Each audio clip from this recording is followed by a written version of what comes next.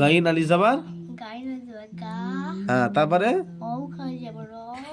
ওটা খাড়া জবর আছে, ওই বল দিয়েছে। তা আফের বার গইন, গইন আলিফ জবর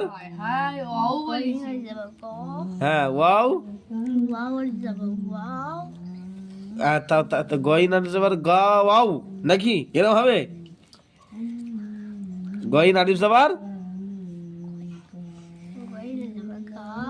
গইন আলিফ জবর গ হবে না, গা হবে নাকি? তারপরে তারপর গইন বল, গইন আলিফ জবর বলবি তো?